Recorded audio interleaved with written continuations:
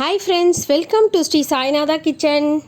இன்னைக்கு ஹெல்த்தியான டேஸ்டியான பொடி இட்லி தாங்க செய்ய போகிறோம். அதுக்கு ஒரு வாணல்ல 1 டீஸ்பூன் எண்ணெய் ஊற்றிக்கிறேன். எண்ணெய் சூடானதும் 1/4 கப் கருப்பு உளுந்து 1/4 கப் கடலை பருப்பு சேர்த்து நல்ல கலர் மாறுற வரைக்கும் வறுத்துக்கலாம்.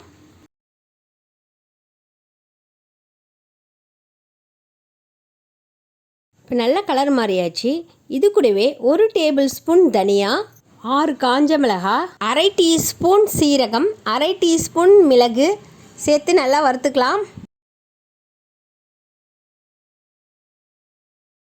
இப்போ இது கூடவே 1 கைப்பிடி அளவு கருவேப்பிலை சேர்த்துக்கலாம்.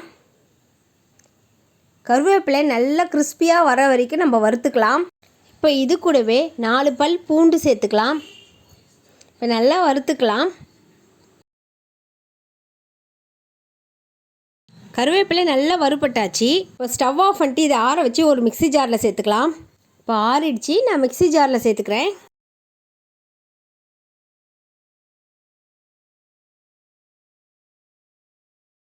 இப்போ இது கூடவே ஒரு துண்டு புளி, தேவையான அளவு உப்பு சேர்த்துக்கலாம். பாருங்கள், ரொம்ப நைஸாகவும் அரைக்கூடாது, ரொம்ப குறன்னு அரைக்கூடாது, இந்த அளவுக்கு அரைச்சா போதும். இப்போ நான் மினி இட்லி தட்டில் எண்ணெய் தடவிக்கிறேன். இட்லி குட்டி குட்டியாக இருந்து பொடி இட்லி செஞ்சால் சூப்பராக இருக்குங்க.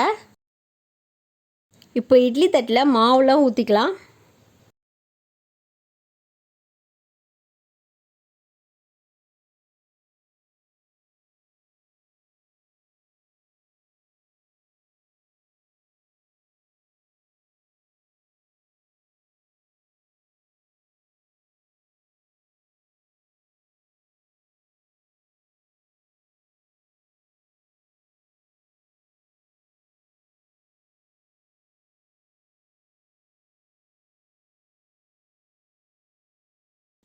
நான் முன்னாடியே வாணலில் தண்ணி ஊற்றி சூடுபடுத்திட்டேங்க.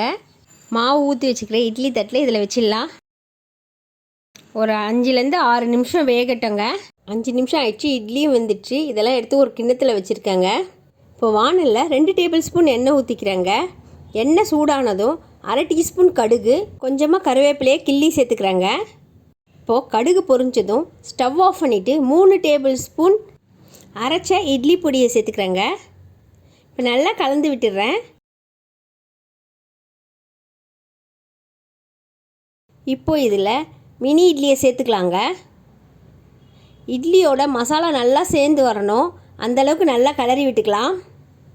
மாவுலேயும் உப்பு இருக்கிறதுனால, பொடியிலையும் உப்பு இருக்கிறதுனால உப்பு சேர்க்க தேவையில்லைங்க.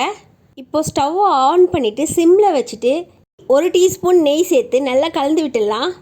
இட்லி பொடியோடு அந்த நெய் சேர்த்ததுனால அது வாசனை சூப்பராக இருக்குங்க. குழந்தைங்களுக்கு லஞ்ச் பாக்ஸ் ரெசிப்பியாக இதை கட்டி கொடுக்கலாம். குழந்தைங்களும் நல்லா விரும்பி சாப்பிடுவாங்கங்க. இந்த ஹெல்த்தியான டேஸ்டியான பொடி இட்லியை நீங்கள் வீட்டில் செஞ்சு பார்த்துட்டு எப்படி இருக்குதுன்னு கமெண்ட் செக்ஷனில் சொல்லுங்கள். நம்ம சேனலை சப்ஸ்கிரைப் பண்ணாதவங்க சப்ஸ்கிரைப் பண்ணிவிடுங்க. இந்த வீடியோ பிடிச்சிருந்தா லைக் பண்ணுங்கள், ஷேர் பண்ணுங்கள், சப்ஸ்கிரைப் பண்ணுங்கள், பக்கத்தில் இருக்க பெல் ஐக்கானை கிளிக் பண்ணிக்கோங்க. தேங்க்ஸ் ஃபார் வாட்சிங்.